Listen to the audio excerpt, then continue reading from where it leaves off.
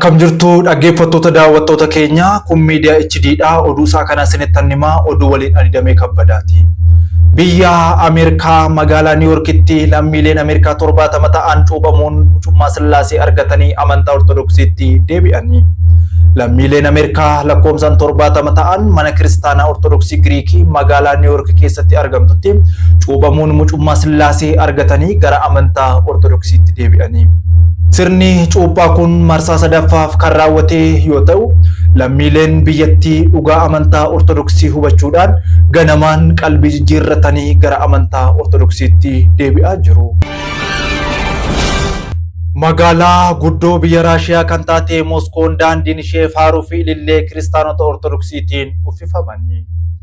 Manni kiristaanaa Ortodoksii Raashiyaa hiriira guddaa daandii Moskoo irratti gaggeessuun Waaqayyoon faaruun galateeffachaa oolaniiru.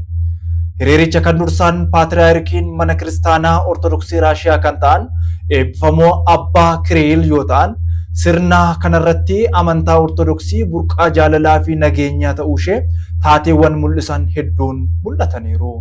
Hiriira guddichaa Waaqayyoof galata kennuuf qophaa'e kana irratti lubootaa fi daaqonoota akkasumas monoksoota gadaamiiwwan biyya Raashiyaa keessa jiran keessaa kan walitti dhufan dabalatee kiristaanonni 40,000 ol hirmaataniiru. Akka qopheessitoonni hiriira guddichaa kana dubbatanitti biyyoota akka Riippaabilika Cheek, Paakistaan, Sarbiyaa, Xaaliyaanii fi biyyoottan biroo irraas kiristaanonni dhufan hiriira guddicha kana irratti hirmaataniiru. Biyyi dhaloota keenya Moskoon magaalaa guddittii Ortodoksiiti jechuunis eebbifamoon Abbaa Kiriil hiriiricha booda gaazexeessitootaaf ibsa laataniiru. Moskoon obboleewwan keenya amantaa garaa irraa dhufanii fi seenaa keenya waloof gumaacha isaan taasisanis hubannoo keessaa galchuun dhaalli kiristaanummaa ishee garuu tasuma kan haqamu miti jechuun itti dabalaniis dubbataniiru.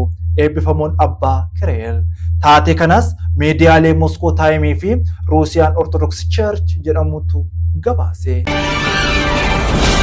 Barattoonnii fi barsiisonni sabalaan cuuphamanii dibataanis eebbifamanii barnoota isaanii jalqabanii. Biyya Keeniyaatti barattoonnii fi barsiisonni kiristaanota Ortodoksii abboota mana kiristaanaan sabala cuuphatanii dibata qulqulluunis eebbifamanii barnoota isaanii jalqabaniiru.